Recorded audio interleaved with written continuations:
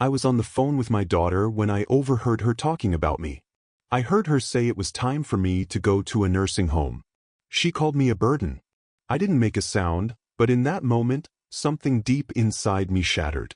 I went ahead and sold the house for $890,000. My daughter, Caitlin, and her husband, Jeremy, came back from their business trip smiling, ready to relax. But there was a surprise waiting for them. Their keys wouldn't open the door. They found a note right on the doorstep, and after they read it, I heard them start to scream. That's when I realized this wasn't over. They wouldn't just let this go. This was only the beginning. Before we continue, please subscribe to the channel and let us know where you're listening in the comments. The phone rang just as I was scraping the last bit of meatloaf off my plate. It was Ellen's meatloaf recipe, though mine never tasted quite right without her special touch. I changed at the caller ID and couldn't help but smile. "Dad, how are you holding up?" Caitlin's voice carries that familiar warmth, the kind that always makes my chest feel tight with both love and a sharp sense of loneliness. I settled into Ellen's old recliner, the leather worn smooth from all the years she spent reading there in the evenings. "Oh, you know me, sweetheart. Just finished dinner and was about to watch the news." I didn't mention that the dinner was 3-day-old leftovers, or that I had been sitting there staring at Ellen's photo on the mantel for almost an hour. "Are you eating enough? You know you can always order groceries online now, right? I showed you the app." "I'm eating plenty," I gently cut her off, though I did have a little scare yesterday. I forgot to turn off the burner under my coffee pot. Luckily, I smelled it burning all the way from the living room. There was a pause. I could easily picture her frowning, the way she got that little crease between her eyebrows, a habit she inherited directly from her mother. "Dad, maybe we should talk about getting someone to check on you more regularly." "Jeremy thinks I'm fine, Caitlin. Honestly. How's your business trip going? You're in Phoenix, right?" "Yes, the conference ends tomorrow. Jeremy's been handling most of the client meetings while I have to sit through these never-ending presentations about digital marketing trends." She laughed, but it sounded strained. "Listen, Dad, I should probably get going. Jeremy and I have dinner plans with some potential investors." "Of course, sweetheart. I love you." "Love you too, Dad. Take care of yourself, okay?" I heard a click, then a rustling sound. She must have dropped the phone in her purse, I thought, reaching over to hang up my own line. But then I heard voices. They were muffled, but I could hear them clearly enough through her phone's microphone. "Jeremy, you see how he's deteriorating? He forgot to turn off the stove yesterday. What if he burned the house down?" That was Caitlin's voice, and it was no longer warm or caring. My hand froze on the receiver. A sheet of ice spreads through my chest. "It's time for a nursing home, Caitlin." Jeremy's voice was cold and straightforward. "He's becoming a burden and you know it. Your dad's a good man, but he can't live alone anymore." "The house is worth almost $1 million now." Caitlin's tone shifted to pure calculation. "With the Denver market, we could probably get $900,000, maybe more."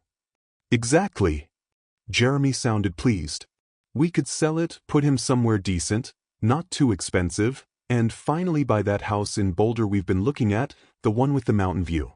My daughter actually laughed. "God, Jeremy, you should have seen him tonight. So grateful just to hear from me. He has no idea we're planning this. The longer we wait, the more confused he'll get. We should strike while he still trusts us completely." The phone slipped from my numb fingers, hitting the hardwood floor. Ellen and I had installed that floor together 23 years ago. Every board was laid by my own hands, every nail driven while I thought about my family's future. I sat in the sudden silence of my empty house, staring at Ellen's photograph. Her eyes seemed to look right through me with an expression I couldn't quite place. Disappointment? A warning? Or perhaps just the terrible knowledge that comes to those who have already left this world. The grandfather clock in the hallway, the one Ellen gave me for our anniversary 15 years ago, ticked steadily in the growing darkness. Outside, the first spring crickets started their evening song in the garden Ellen had planted and which I still took care of. Something cold and hard settled in my chest, completely replacing the warm feeling I'd had heard my daughter's voice moments before.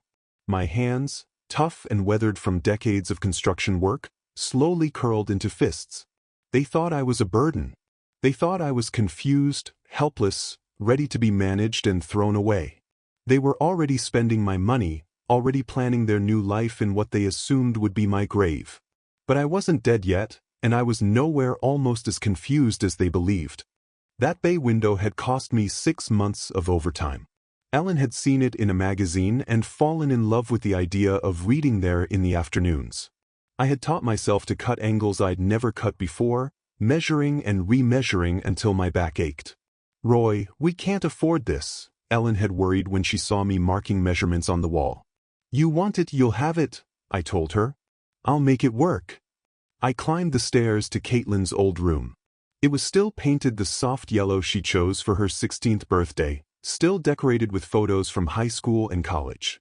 This was the room where I'd rocked her through colicky nights as a baby, where Ellen and I had helped her with algebra homework at the small white desk I'd built to fit perfectly under the window. The master bedroom was the hardest. Ellen's side of the bed still had her water glass on the nightstand, her bookmark still marking page 247 of the novel she'd never finish. I'd built these walk-in closets with my own hands, custom designed to perfectly fit Ellen's height. Her clothes still hung there, still smelling faintly of her perfume. This was the room where we'd planned our future, where we'd whispered about our dreams for Caitlin, and where Ellen had died, holding my hand while machines beeped around us. "Promise me you won't let them take advantage of you," she'd said near the end, her voice barely a whisper. "You're too good, Roy. Too generous. Promise me you'll take care of yourself." I had promised, but I hadn't kept that promise, had I? In my home office, I found the folder of construction photos Ellen had kept.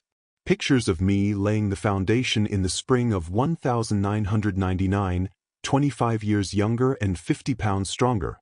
Me and my crew installing the frame. Ellen in her hard hat bringing us lemonade on hot summer days, her belly just starting to show with Caitlin. The financial records from those years told the story Ellen's photos couldn't. A second mortgage, a personal loan from my brother, Ellen taking a part-time job at the school district to help pay for materials. We'd eaten beans and rice for months, driving cars held together with prayer and duct tape. But we had built this house with our sweat, our sacrifice, and our love for each other and for the family we were creating. And now my daughter, the baby who'd taken her first steps in this kitchen, the child who'd played in the yard I'd landscaped by hand, wanted to sell it all and put me away like an inconvenient piece of furniture. I picked up Todd Fisher's business card from my desk drawer. Caitlin and Jeremy thought they were dealing with a confused old man who would be grateful for any scrap of attention they threw him. They were wrong. They thought I was weak, helpless, ready to hand over my life's work without putting up a fight. They were about to find out just how wrong they were. I dialed Todd Fisher's number and listened to it ring, my hands as steady as stone. Outside, the spring morning was bright and clear. The kind of day Ellen used to love, the kind of day for new beginnings. The attorney and the plan. The law offices of Fisher and Associates were on the second floor of a plain brick building on Colfax Avenue. This was the kind of place that specialized in helping regular people with real problems, not just trying to impress huge corporate clients. I had chosen my best suit, the charcoal gray one Ellen picked out for me to wear to her funeral. I arrived 15 minutes early, my hands only shaking slightly as I signed in at the reception desk. Todd Fisher was younger than I expected, perhaps 55, with graying hair at his temples and the patient manner of a man who had heard every kind of family tragedy twice. His office was lined with legal books and family photos. A wife, 2 teenagers, a golden retriever, the kind of normal life Ellen and I had worked to build. "Mr. Hayes, good to see you again." Todd poured coffee from a small machine in the corner, the rich smell filling the space between the files. "I remember you and Ellen from a few years back. I'm sorry for your loss." "Thank you." I accepted the coffee, surprised by how steady my voice sounded. "I need to discuss something delicate about my daughter and son-in-law." Todd settled behind his desk, pen ready. "I'm listening." I told him everything.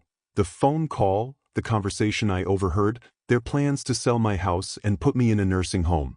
Todd's face didn't change, but I noticed him shaking his head slightly when I described how eager they were to spend my money on their Boulder dream house.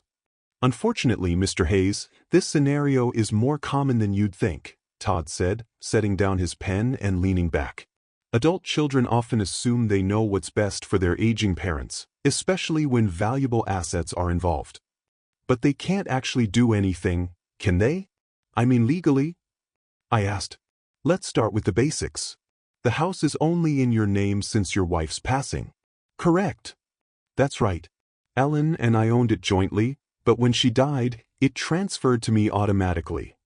Then, legally speaking, your daughter and son-in-law have absolutely no claim to your property. They cannot sell it, cannot force you into a care facility, and cannot make any decisions about your assets without your explicit consent. Todd pulled out a legal pad and began writing notes. The house belongs to you. Period. Relief washed over me, immediately followed by something sharper. So, if I wanted to sell it myself, you could put it on the market tomorrow if you chose to. It's your property, your decision. Todd looked up from his notes. May I ask why you're considering that option? I thought about Caitlin's laugh when she called me a burden, about Jeremy's cold calculation of my worth, about 25 years of sacrifice being reduced to a real estate deal. They think I'm helpless, confused. They think they can manage me like a piece of property. My hands tightened around the coffee cup. Maybe it's time I showed them exactly how sharp my mind really is. I don't know how long I sat there in the dark, with Ellen's face watching me from the silver frame on the end table. The house feels different now, as if the very walls had heard my daughter's betrayal and were holding their breath. My legs felt wobbly when I finally stood up to turn on the lamp. The warm light spread across the living room we'd furnished piece by piece. Every item was chosen with care and bought with sacrifice. The burgundy sofa where Caitlin used to curl up doing her homework. The coffee table I'd built in the garage, sanding it smoothly while she played at my feet. I walked to the kitchen and opened the drawer where I kept old receipts and papers. My fingers found the folder I was looking for without even having to think. 20 years of financial records I'd never thrown away, because Ellen always said, you never know when you might need them. The University of Colorado tuition receipts were in there, $48,000 over 4 years. I remember those double shifts, coming home with concrete dust in my hair and plaster under my fingernails. Ellen would have coffee waiting and would massage my shoulders while I paid bills at this very kitchen table. Roy, you're working yourself to death, she'd said one night, watching me calculate how we could afford Caitlin's spring semester. She deserves better than we had, Ellen. She's smart enough for anything. Ellen had kissed the top of my head. Just don't give her so much that she forgets to be grateful. I should have listened. God, I should have listened. The wedding receipts were in there, too, $32,000 for one single day. I told Caitlin we could afford $5,000, maybe $8,000 if we really stretched, but she'd cried, actually cried, about wanting her dream wedding. I ended up working weekends for 6 months, installing hardwood floors for a contractor friend who paid me in cash.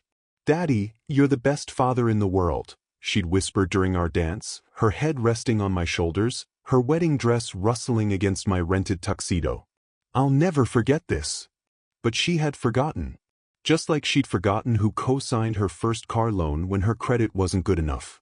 Just like she'd forgotten who made the phone calls to get her that marketing job when she was unemployed for 8 months after graduating.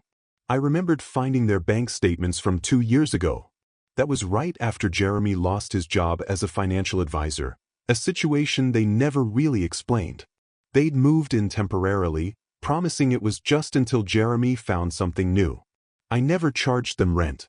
I paid the extra utility bills and bought groceries for 3 adults instead of one lonely widower. Jeremy would pat my shoulder and call me the most generous man in Colorado. Caitlin would hug me and say, Dad, we'll pay you back when we get on our feet. They had been on their feet for over a year now. Both had good jobs, both were making more money than I ever had.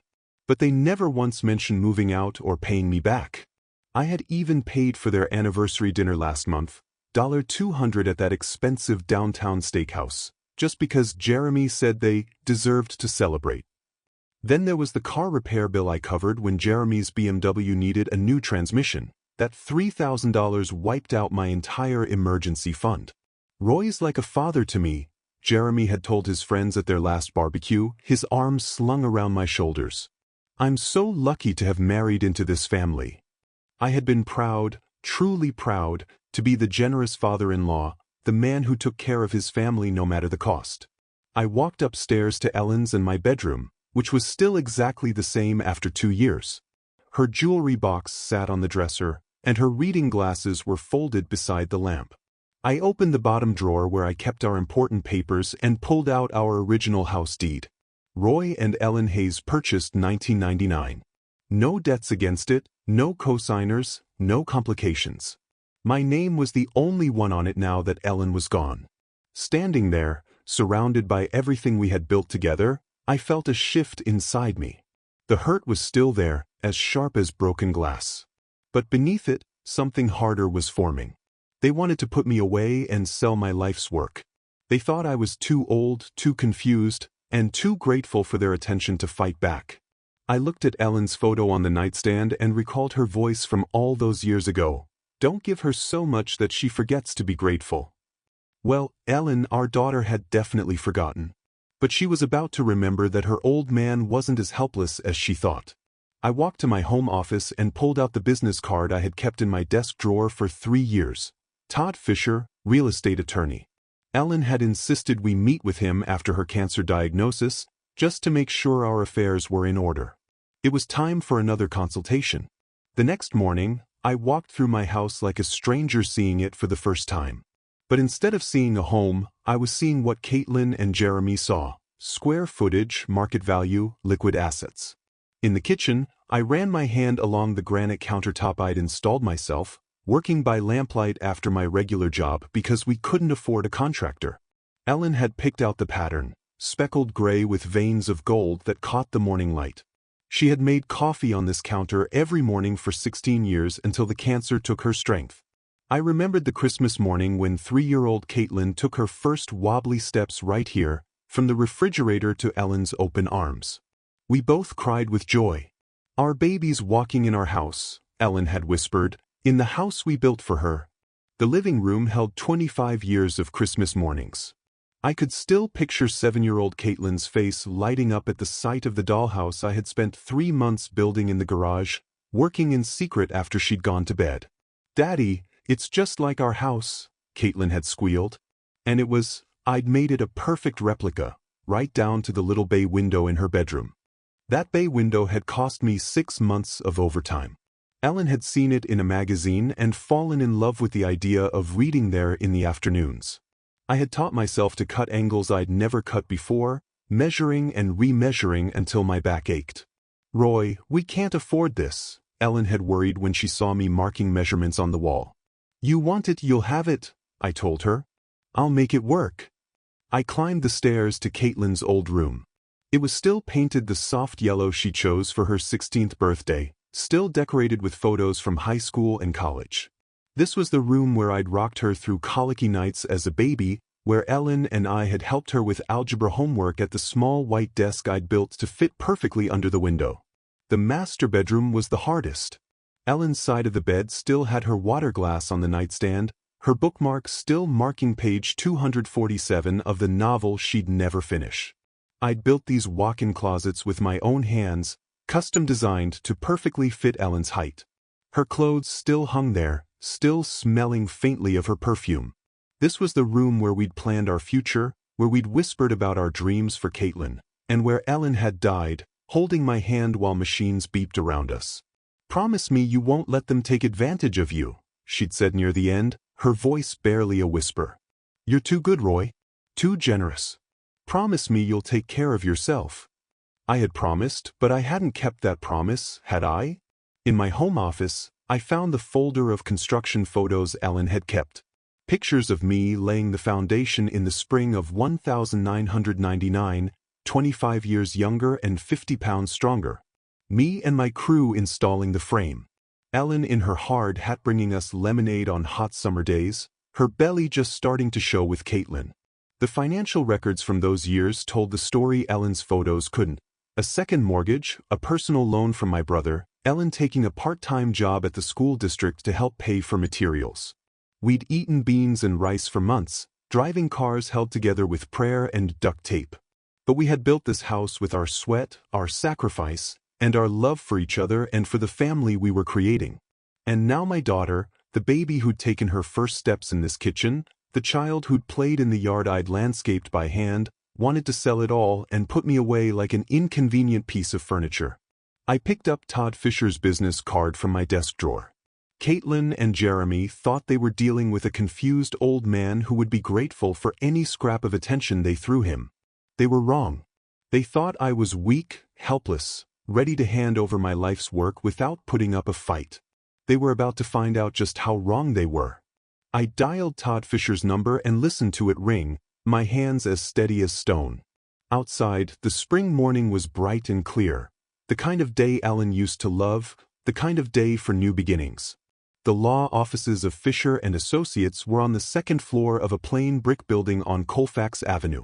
This was the kind of place that specialized in helping regular people with real problems, not just trying to impress huge corporate clients.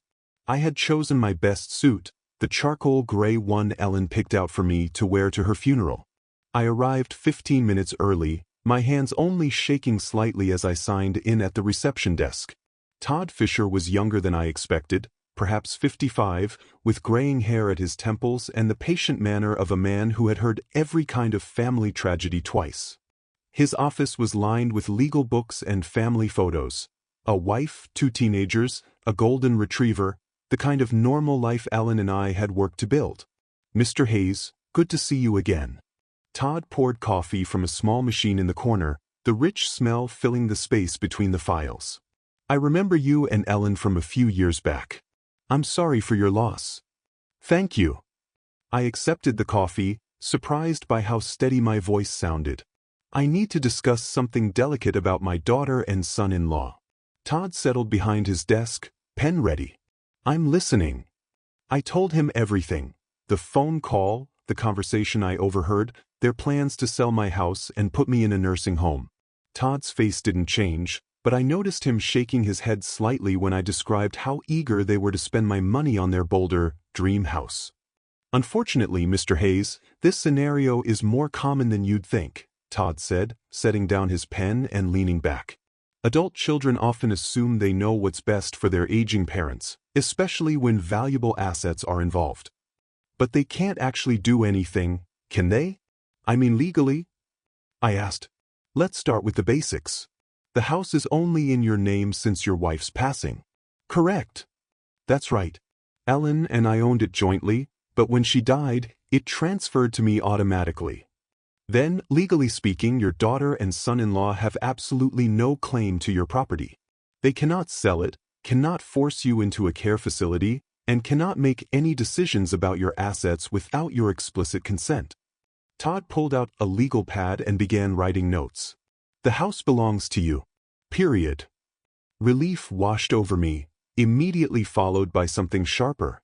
"So, if I wanted to sell it myself, you could put it on the market tomorrow if you chose to.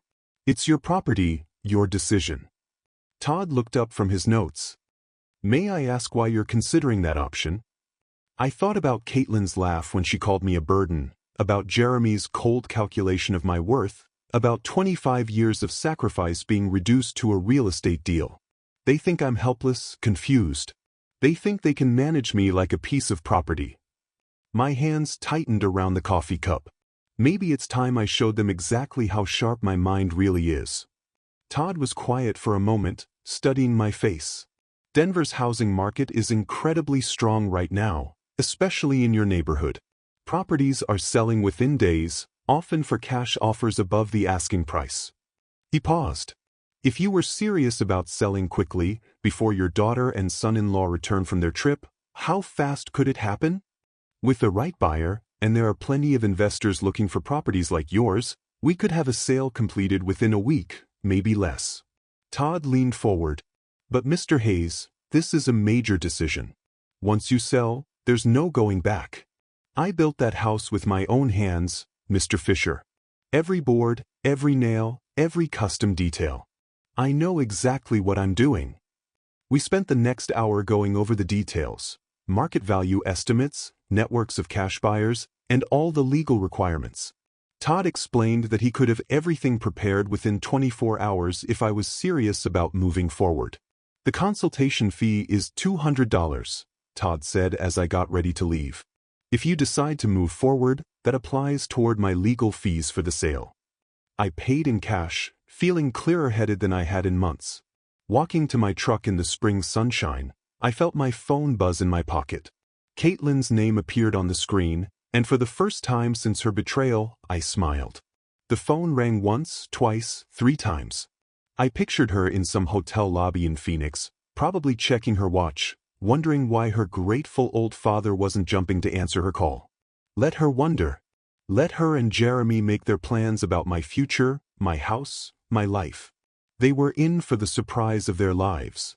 The phone kept ringing as I climbed into my truck, Todd Fisher's business card secure in my wallet, and a plan forming in my mind that would teach my ungrateful daughter exactly who she was dealing with.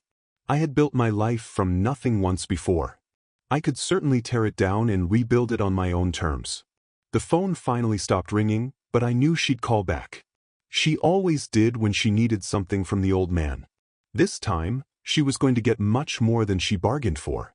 By the time I reached my driveway, confidence had replaced the tremor in my hands. Todd Fisher's words echoed in my mind, "It's your property, your decision." 25 years of doubt and second-guessing had lifted like Denver fog in the morning sun. I was unlocking my front door when the phone rang again.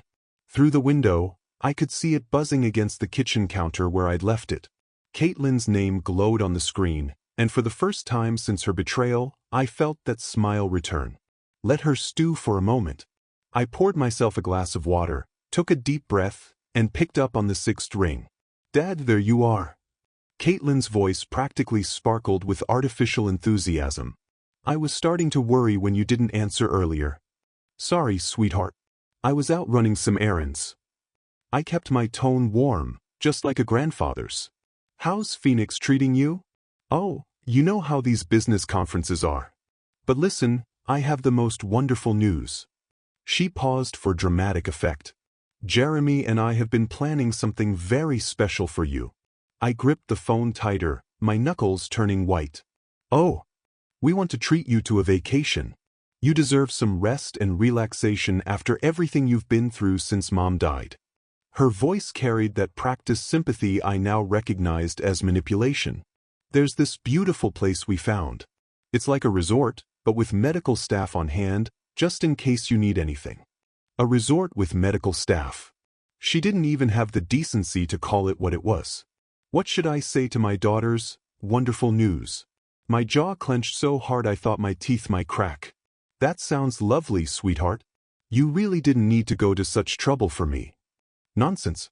Your family," Jeremy's voice cut in from the background. He must have been listening on speakerphone. "We've already made all the arrangements." "When were you thinking?" I managed, knowing full well they wanted me gone before they returned to claim their inheritance. "Well, we should be back by next Friday," Caitlin said. "We were hoping you could be ready by then. Just pack some clothes and personal items. You know, the essentials." The essentials. Not the photo albums Ellen had lovingly arranged. Not the furniture I'd built with my own hands. Just the necessities for an old man being shuffled off to die. "Actually, Caitlin, I have a surprise for you too when you get back." "Oh, Dad, what kind of surprise?" She sounded genuinely pleased, probably imagining I'd signed some papers or somehow made their job easier. I walked over to the bay window I'd built for Ellen, looking out at the garden she'd planted and the porch swing where we'd spent countless evenings planning our future. "It's something I've been working on since our last conversation. I think you'll be very surprised." "You're so sweet, Dad. We'll talk about everything when we get home." "Okay, get some rest and we'll take care of everything else." She called me sweet while planning to steal my life. "I will, sweetheart. I love you." "Love you too, Dad. See you Friday." The line went dead, and I set the phone down with hands steadier than they had been in weeks. I walked to my home office and opened my laptop, the screen glowing to life with possibilities I had never considered before. My fingers hovered over the keyboard for just a moment before I typed, "Real estate agents, Denver." I'd always been methodical. 25 years as a construction engineer taught me to research everything thoroughly before making any decision. Tonight, that methodical nature would serve a different purpose. I clicked through agent profiles, comparing success rates and client reviews just like I used to compare structural steel suppliers. One name kept appearing at the top of the results: Brian Connor. 43 years old, he specialized in quick sales and averaged only 18 days from listing to closing. His photo showed a professional smile and confident eyes, the kind of man who could make things happen fast. His testimonials were exactly what I needed to see. Brian sold our house in 6 days. Cash buyer lined up within 48 hours. Smooth closing, no complications. I stared at his direct phone number, prominently displayed. This was it, the moment that would set everything in motion. Once I made this call, there would be no going back to being the grateful, manageable old man my daughter expected.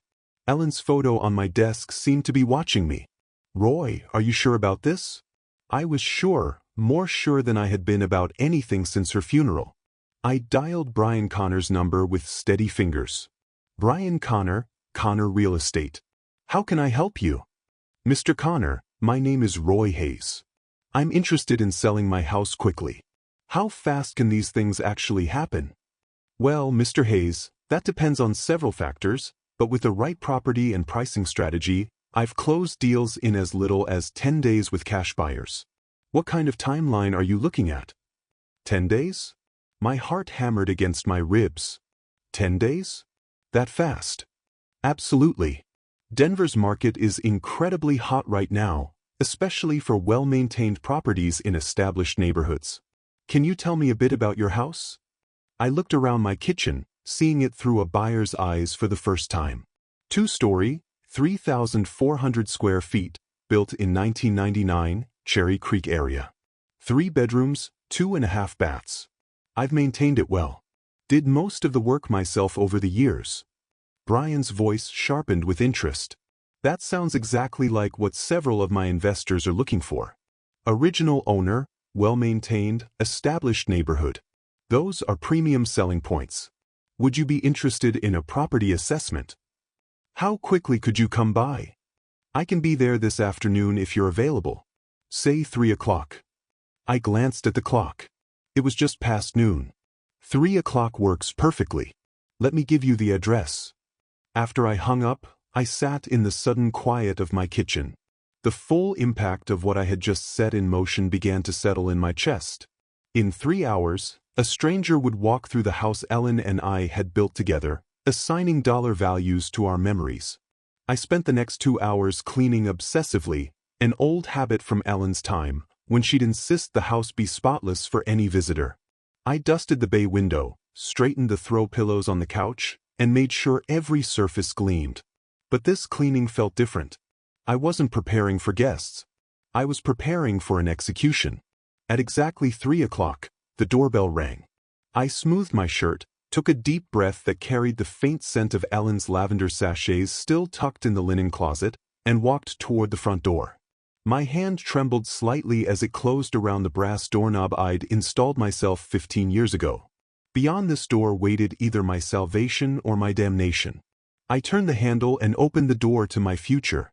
Brian Connor looked exactly like his photo, professional but approachable in his early 40s, with the kind of confident bearing that came from years of successful deals. He carried a leather portfolio and a tablet, and the moment he stepped inside, his eyes went wide. "Wow!" He stopped in my entryway, his gaze traveling up the crown molding I'd installed by hand to the hardwood floors Ellen and I had selected together. "Mr. Hayes, this is exactly what I was hoping for." I watched him take in the details, the way the afternoon light streamed through Ellen's bay window, the seamless flow from the living room to the dining room that I'd achieved by removing a load-bearing wall and installing a beam. His appreciation was genuine, professional. "You weren't kidding about maintaining this place." He pulled out his tablet and started taking photos. "These hardwood floors throughout, original?" "Installed them myself in 2001. Ellen wanted something that would last, so we went with 3/4-inch solid oak." I found myself falling into the familiar rhythm of discussing my work, proud despite everything that was happening. "And this kitchen?" Brian stopped at the granite countertop, running his hand along the edge. Custom installation, every inch. Ellen picked the pattern, said the gold veining reminded her of sunlight. My voice caught slightly. I spent 3 weekends getting the measurements perfect. Brian was typing notes on his tablet, photographing the custom cabinets, and testing faucets and outlets with the thoroughness of someone who knew exactly what buyers wanted. Mr. Hayes, I have to be honest with you. In my 15 years doing this, I rarely see properties maintained to this standard. I'm an engineer. Was an engineer, I replied. I believe in building things right the first time. It shows. He gestured toward the living room. May I? I nodded, following him as he admired the open floor plan, the built-in bookcases flanking the fireplace, and the way Ellen's decorating choices had turned our construction project into a home. This bay window, custom work, I said. Built it for my wife. She wanted a reading nook. I could picture her there with her mystery novels and afternoon tea, her reading glasses perched on her nose. Brian was taking measurements, his excitement barely contained. Mr. Hayes, I need to show you some comparable sales. He pulled up listings on his tablet. Similar properties in this area have been selling for $850,000 to $920,000. My chest tightened. That was more than Caitlin and Jeremy had estimated in their cruel conversation. But given the condition and custom features of your home, I'm thinking we price it at $890,000. That should move it quickly while getting you top dollar. $890,000. I sat down heavily in Ellen's reading chair, the numbers spinning in my head. $890,000? I managed. That much. Mr. Hayes, you're sitting on a gold mine. Properties like this don't come on the market often, especially not in this condition. Brian's voice was full of professional confidence. I actually have an investment group that's been looking for exactly this type of property. What kind of investment group? They specialize in high-quality rental properties in established neighborhoods. They pay cash. No financing issues. No repair negotiations. They can close in 10 business days. 10 business days. Caitlin and Jeremy would return from Phoenix in 8 days, expecting to find their grateful, manageable father ready to be shipped off to their resort. What's the catch? Why so fast? Brian smiled. No catch. Cash means no loan delays, no appraisal problems that could kill the deal. They do their own inspections, but frankly, your house is in better shape than most new construction I see. I looked around the living room, where Caitlin had taken her first steps, where Ellen and I had hosted Christmas mornings and quiet Sunday afternoons. When would I need to be out? Standard contract gives you 30 days after closing, but they're flexible if you need more time. The main thing is getting clear title and completing the paperwork. I thought about Caitlin's voice calling me sweet while planning to steal my life. I thought about Jeremy's cold reduction of me to a burden. I thought about Ellen's warning to never be too generous, too trusting. Let's do it. Brian's professional mask slipped for a moment, revealing genuine excitement. Excellent choice, Mr. Hayes. Let me call them right now. I watched him dial, heard him describe my property with the enthusiasm of someone who had found buried treasure. Cherry Creek area, original owner, immaculate condition, custom features throughout. He ended the call with a broad smile. They want to move forward immediately. I can have the initial contracts ready by tomorrow morning. The sun was setting through Ellen's bay window, casting a golden light across the room where I had just agreed to sell 25 years of my life. But for the first time since that devastating phone call, I felt something that had been missing for too long: control. How does 9 a.m. sound? The question hung in the air, and I realized Brian was waiting for an answer that would change everything. The grandfather clock in the hallway, Ellen's anniversary gift, ticked steadily in the silence. 9 a.m. sounds perfect. After Brian left with promises of contracts and closing timelines, I stood alone in the house that would soon belong to someone else. The evening light painted everything golden, like a photograph of a life I was about to leave behind. But it wasn't sadness I felt. It was anticipation. Brian arrived the next morning with contracts, a notary, and coffee for everyone. the kind of professional efficiency I'd always respected. I read every line with the thoroughness that had made me a good engineer, checking details the way I used to check blueprints. The terms were all there: sale price $890,000, cash purchase, closing date 10 business days from signing. The notary, a middle-aged woman with kind eyes, walked me through each signature. Minimal contingencies, just the title search and final walkthrough. And you can remain in the house for 30 days after closing if needed. That's correct, Mr. Hayes. Though most sellers prefer to move out sooner rather than later, just for peace of mind. Peace of mind? I almost laughed. The only peace of mind I'd have would come from seeing Caitlin and Jeremy's faces when they discovered what their burden had done. I signed my name with steady hands, and just like that, the process was in motion. The first 3 days passed in a blur of paperwork and inspections. The title company began their search through decades of records.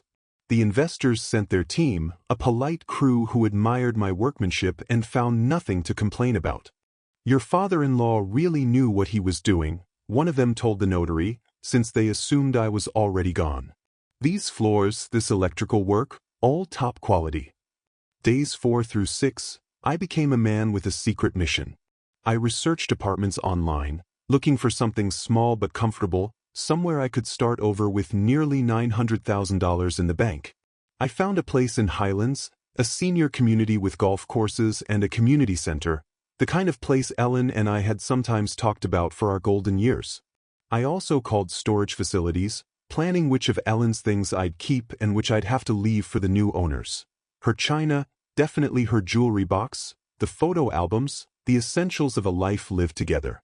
Days 7 through 9 brought a strange confidence I hadn't felt in years. Each morning, I woke up knowing I was one step closer to freedom, one step closer to showing my daughter that her confused old father was sharper than she'd ever imagined.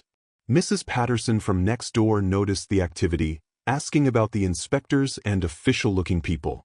Just some work being done, I told her, hating the half-truth, but knowing the full truth would spread through the neighborhood before I was ready. On day 8, Brian called with final confirmation. Everything's on track for tomorrow's closing, Mr. Hayes. The buyers are thrilled with the inspection results. The wire transfer will be completed the same day. The closing was set for the day before Caitlin and Jeremy were due to return. What should I do on my last full day as the owner of this house? You'll have access to funds immediately. That night, I packed a single suitcase with clothes and personal items, not because I was moving yet, but because I wanted to be ready for anything. I looked at Ellen's photo on our dresser and whispered, "I hope you understand what I'm doing." Friday morning arrived, bright and clear, the kind of spring day Ellen used to say was Denver at its finest. I dressed carefully in my best suit, not the funeral suit, but the navy one Ellen had bought me for Caitlin's college graduation. The title company office was a place of professional efficiency and congratulations. The buyers were represented by their attorney, a sharp woman who double-checked every document. Brian handled the paperwork like a conductor leading an orchestra. "Mr. Hayes, if you'll sign here and here, initial there." Each signature feels like cutting a chain. The deed transfer, the statement, the final acknowledgement that 1247 Maple Street no longer belongs to Roy Hayes. And this is your wire transfer confirmation. $890,000 less closing costs have been deposited to your account. I stared at the numbers on the paper. More money than I'd ever seen in one place. More money than Caitlin and Jeremy had dreamed their burden could access. We shook hands all around, everyone pleased with the smooth transaction. Brian walked me to my truck, promising to stay in touch. "You made the right choice, Mr. Hayes. Sometimes a fresh start is exactly what we need." I drove home through neighborhoods I'd known for 25 years, past the elementary school where Caitlin learned to read, past the park where Ellen and I used to walk every Sunday morning. But instead of nostalgia, I felt liberation. I pulled into my driveway and sat in my truck, looking at the house that was no longer mine. The keys to the front door feel heavy in my palm. Tomorrow, I'd hand them over to the new owners and walk away from this chapter. Caitlin and Jeremy were due back from Phoenix for 3 days. They'd arrived to find their grateful father ready to be packed off to their resort. Instead, They were going to find an empty house and a lesson they'd never forget. The engine ticked as it cooled in my driveway, but I couldn't bring myself to turn it off. I sat staring at the house I'd built with my own hands, the one that now belongs to strangers. The keys felt like lead. New owners or not, I still had access for 30 days. Time enough to complete what I'd started. I drove to the Starbucks on Colfax Avenue and, with steady hands, dialed directory assistance for a 24-hour locksmith. The emergency fee would cost an extra $200, but money was no longer a concern. AAA Emergency Locksmith. This is Eddie speaking. I need all my door locks changed today. It's urgent. What kind of time frame are we looking at, sir? As soon as possible. I can pay cash. I can be there in 2 hours. Address? Back at the house, I waited for Eddie in my truck, watching Mrs. Patterson water her garden next door. She waved, and I waved back, my chest tight with the knowledge that I was lying to everyone who cared about me. Eddie arrived in a van full of tools. A man in his scene 50s who had clearly every kind of lock emergency Denver had to offer. Security issue, sir? He asked, studying my front door. New ownership situation. Better safe than sorry. He nodded like he'd heard it before and got to work. I watched him remove the locks I'd installed 15 years ago, the brass hardware Alan had picked out. These are quality locks, Eddie commented as he worked. Somebody knew what they were doing when they installed them. That was me. I like things done right. The new locks were silver instead of brass, modern instead of traditional. They clicked differently when Eddie tested them. A sharper, more mechanical sound than the old ones. Here are your new keys, sir. 3 copies of each. Front door, back door, and garage side entrance. Eddie handed me a ring of keys that felt foreign in my palm. That'll be $450 with the emergency fee. I paid in cash, guaranteed there would be no paper trail connecting Roy Hayes to this transaction. After Eddie left, I stood in my empty house and began the hardest part, packing 25 years of life into what I could carry. Ellen's jewelry box went into my suitcase first, along with our wedding photos and the novel she'd been reading when she died, bookmark still marking page 247. My engineering certificates, our important documents, Ellen's favorite cookbook with the handwritten notes in the margins. I left almost everything else. The furniture that told our story would have to stay. The photo albums chronicling Caitlin's childhood.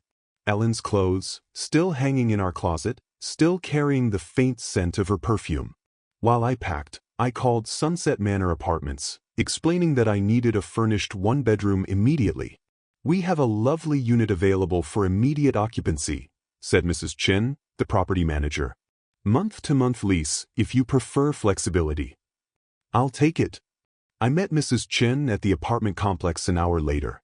It was a modest but clean building designed for seniors, with a community center and well-maintained grounds. The unit was simple but comfortable, furnished with everything I needed to start over. Cash deposit is perfectly fine, Mr. Hayes. When would you like to move in? Tonight. Mrs. Chen's eyebrows rose slightly, but she didn't ask questions. I signed the lease and handed over the first month's rent plus deposit. Nearly $3,000 that would have seemed impossible to spend casually just 2 weeks ago. Loading my car in the gathering dust, I caught Mrs. Patterson watched from her window. She waved again, and I felt the weight of all the relationships I was severing, all the connections Caitlin and Jeremy had forced me to cut. I took one last walk through the empty rooms, my footsteps echoing differently now that the house belonged to someone else. In the kitchen where Ellen had taught Caitlin to bake Christmas cookies. In the living room where we'd watched Caitlin open presents. In our bedroom where Ellen had taken her last breath while I held her hand. I'm sorry, honey, I said aloud to Ellen's memory. But you'd understand. You always said I was too generous for my own good. I locked the new silver locks and drove away from Maple Street for what might be the last time. Now, the stage is set for Caitlin and Jeremy's return. I just needed to leave the final message. What should that message say? I was too generous for my own good. I locked the new locks and drove away from Maple Street for what might be the last time. My rearview mirror was full of the life I was leaving behind. The sun was setting when I arrived at Sunset Manor, my car loaded with the essentials of my existence. I carried my suitcase to my new front door, fumbling with unfamiliar keys to unfamiliar locks. Inside the small apartment, I dropped my suitcase and immediately reached for my phone. The final phase of my plan requires one more call, one more piece of the puzzle that will give Caitlin and Jeremy the surprise of their lives. The apartment feels like a motel room, functional but soulless, with generic furniture and the lingering smell of industrial carpet cleaner. I stood holding my phone, Ellen's photo already positioned on the nightstand, trying to decide which bank would best protect nearly $900,000 from the children who thought they deserved it. I opened my laptop on the small dining table and began researching banks that specialized in large deposits. Colorado Community Bank caught my attention, smaller than the major chains, with a focus on personal service and discretion. Exactly what I needed. Colorado Community Bank, Private Banking Division. This is David Morrison. Mr. Morrison, my name is Roy Hayes. I need to open an account for a substantial deposit, around $890,000. The brief pause on the other end told me David was recalculating his day. We'd be absolutely delighted to work with you, Mr. Hayes. When would be convenient for a consultation? Monday morning, 9 a.m. Perfect. I'll have everything prepared. The weekend stretched ahead of me like uncharted territory. I'd never lived anywhere but the house Ellen and I built together. This tiny apartment felt like exile, but it was exile by choice. My choice, not theirs. Saturday morning, I made coffee in the unfamiliar kitchenette and methodically unpacked my belongings. Ellen's jewelry box on the dresser, my engineering awards on the bookshelf, our wedding photo beside the bed, where I'd sleep alone in a space that had never known Ellen's presence. I drove to the grocery store and bought food for one person. Simple meals, nothing that requires the kind of cooking Ellen had loved. The checkout clerk, a young man with kind eyes, asked if I was new to the area. Just moved in, I told him. Starting fresh. Sunday morning, I discovered a coffee shop called Brews and Views, 3 blocks from my apartment. The barista, a young woman named Sarah with purple stripes in her hair, made the kind of strong coffee I preferred. You're new around here, she observed, not prying, just friendly. Retired engineer, I said, looking for a quieter life. Well, you find the right neighborhood for that. Most of our customers are pretty mellow. I sat by the window with my coffee, watching people walking dogs and pushing strollers, living the kind of ordinary morning that Ellen and I used to treasure. But instead of sadness, I felt something I hadn't experienced in months, anticipation. Monday morning, I dressed in my best suit and drove to Colorado Community Bank. David Morrison was younger than I'd expected, maybe 45, with the kind of professional warmth that came from handling people's life savings. Mr. Hayes, what brings you to Colorado Community Bank? I recently sold my house. I need a fresh start with an institution that values personal relationships over transaction fees. David nodded with genuine understanding. We specialize in exactly that kind of service. Tell me about your needs. I explained my situation carefully. A widower who'd sold his family home and needed secure, accessible banking. David asked thoughtful questions, never prying beyond what was necessary for account setup. I'll need to wire the funds from my previous bank, I explained. No problem at all. We can initiate that transfer today, and the funds should clear by Wednesday.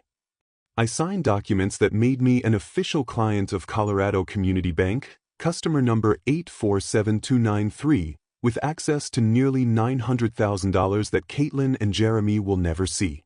Tuesday and Wednesday passed in the strange rhythm of my new routine. Morning coffee at Brews and Views.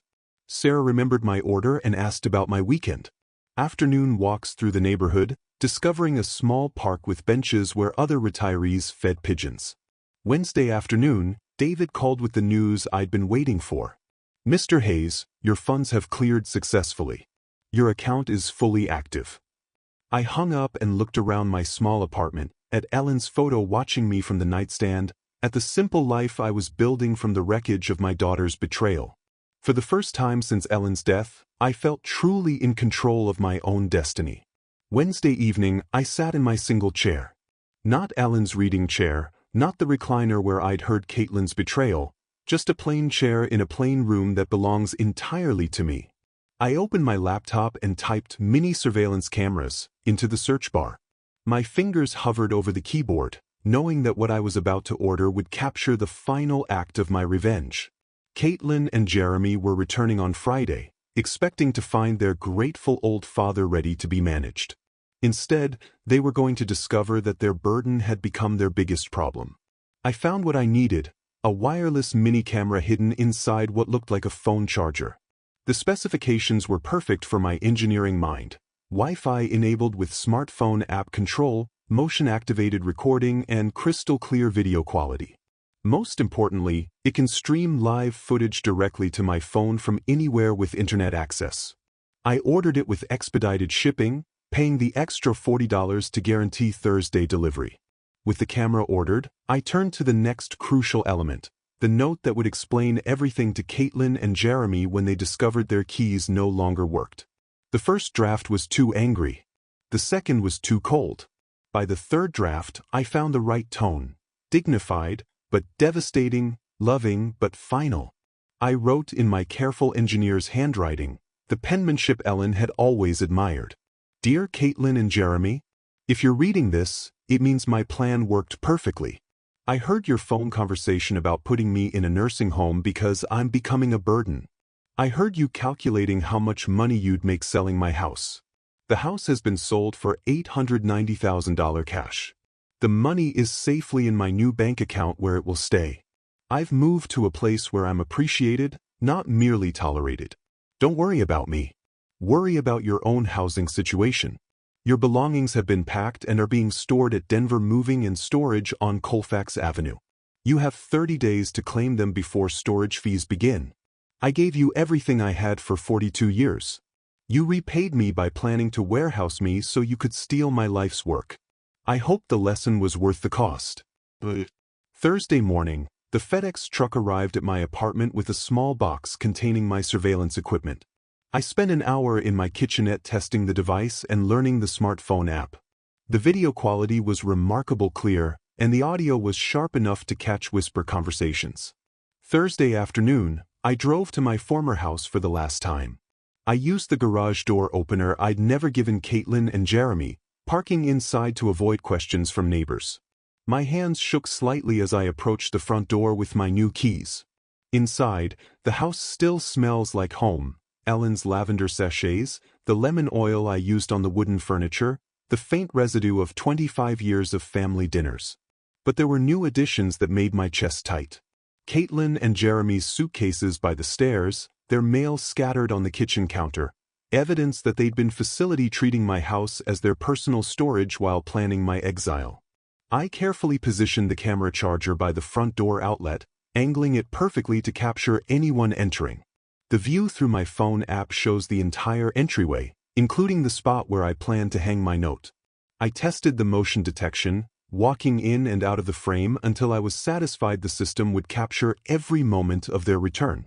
Then, I taped the envelope to the inside of the front door at eye level, where they couldn't possibly miss it. Standing in my living room one final time, I touched the mantle where Ellen's photo had sat for 23 years.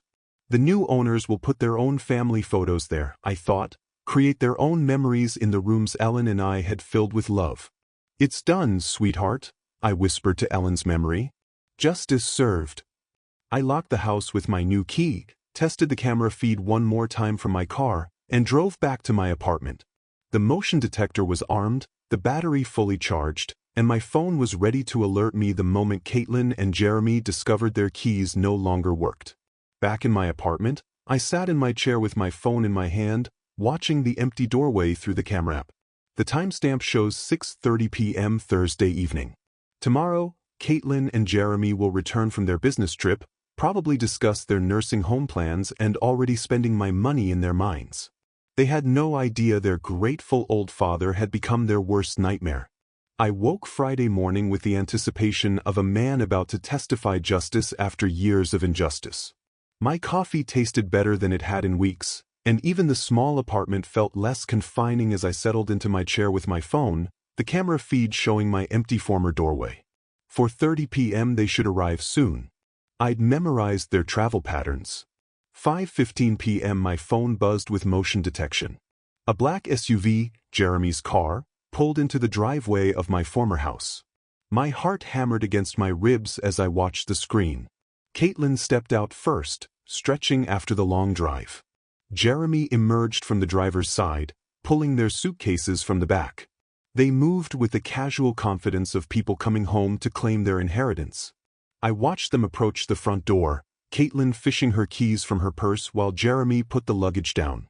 She inserted her key into the lock I'd had changed just yesterday. The key didn't turn. Caitlin frowned, examining her key ring. She tried again, jiggling the key with growing frustration. "That's weird." Her voice came through my phone speaker. "My key's not working." Jeremy stepped closer, his expression shifting from tired to concerned. "Let me try the back door." I watched him disappear around the side of the house while Caitlin continued struggling with the front lock. When Jeremy returned 3 minutes later, his face had darkened with alarm. "Back door's locked too, and the garage remote isn't working." His voice carried the edge of panic I'd hoped to hear. "Caitlin, someone changed these locks." "What? That's impossible. Dad doesn't even know any locksmiths." Jeremy studied the front door more carefully, his financial advisor's mind relieved trouble when he saw it. "These are brand new locks. This isn't an accident." Caitlin pulled out her phone with shaking fingers. "I'm calling Dad." I watched her dial my old landline, the number I'd had disconnected 3 days ago. After several rings, her face crumbled with confusion. No answer. "It's not even going to voicemail." "Try his cell phone." "He doesn't have a cell phone, remember? We talked about getting him one for emergencies." Her voice cracked with the first hint of real fear. Jeremy was examining the windows now, his earlier confidence completely evaporated. "There, that one's unlocked. I can boost you up." I watched my daughter climb through the kitchen window I deliberately left unlatched, her business suit catching on the frame. She inside disappeared, and moments later, the front door opened from within. Jeremy entered with their suitcases, and both of them stopped dead when they saw the white envelope taped to the door at eye level. Caitlin's hand trembled as she pulled down the envelope with her name and Jeremy's written in my careful script. I leaned forward in my apartment chair, phone clutched in both hands as she opened the seal. Her eyes moved across my words, Jeremy reading over her shoulder. I watched their faces change, confusion to shock, to disbelief, to horror. "He sold the house." Caitlin's voice rose to a near shriek. "How could he do this to us?" Jeremy snatched the note from her hands, read it again as if the words might change. "That manipulative old bastard. He was playing us the whole time. $890,000. Caitlin was crying now, her careful makeup streaking down her cheeks. "He kept it all. That money was supposed to be our future." "Your future?" Jeremy snaps, his mask of devoted son-in-law finally slipping. "This is your father, Caitlin. You should have handled this better." "My fault." She whirled on him, years of suppressed resentment boiling over. "You're the one who said he was becoming a burden. You're the one who pushed for the nursing home. Well, he was a burden. Look what he's done to us." Jeremy gestured wildly around the room that was no longer theirs. "We're homeless. Our lease expires next week." The beautiful irony wasn't lost on me. They were fighting in my living room about being homeless, just as they'd planned to make me homeless in a nursing home. "Call a lawyer," Caitlin said desperately. "There has to be something we can do. He can't just sell the house without telling us." "With what money?" Jeremy's voice dripped with disdain. "In case you forgot, I lost my job 6 months ago and your marketing salary barely covers our car payments. Then get another job. Where do you think financial firms are lining up to hire advisors who got fired for questionable transactions?" Jeremy shot back. I watched my daughter's face crumble as she realized the full scope of their situation. No house, no inheritance, no savings, and Jeremy's unemployable status finally revealed. "How could he be so cruel?" she whined. "The same way you were cruel when you called him a burden and planned to warehouse him," Jeremy snapped back. "The old man was smarter than both of us." Through my phone screen, I watched them collapse onto my old furniture. Furniture that would be gone tomorrow when the new owners took possession. Caitlin buried her face in her hands while Jeremy stared at my note with the expression of a man who'd finally understood he'd been completely outplayed. I turned off the camera feed. I'd seen enough. Walking to my small kitchen, I opened the bottle of Ellen's favorite wine I'd saved from the house. A 2018 Bordeaux we'd been saving for a special occasion that never came. I poured myself a glass and raised it toward Ellen's photo. To you, my love. Justice served. The wine tasted like victory. They learned what happens when you bite the hand that feeds you. My phone buzzed with a text from an unknown number, probably Caitlin trying to reach me through some new method. I deleted it without reading and powered off the phone completely. Walking to my window, I looked out at the Denver skyline, painted gold by the setting sun. Somewhere across the city, my daughter and her husband were facing the consequences of their cruelty. Somewhere in my former house, they learned that their burden had become their biggest problem. For the first time in 2 years since Ellen's death, I felt completely free. I was no longer anyone's burden. I was my own man again, with my own money, my own choices, and my own future stretching ahead like an open road. Roy Hayes had left the building, and he was never coming back. If you like this story, please like this video, subscribe to the channel, and share your impressions of this story in the comments. To listen to the next story, click on the box on the left. Thank you for watching.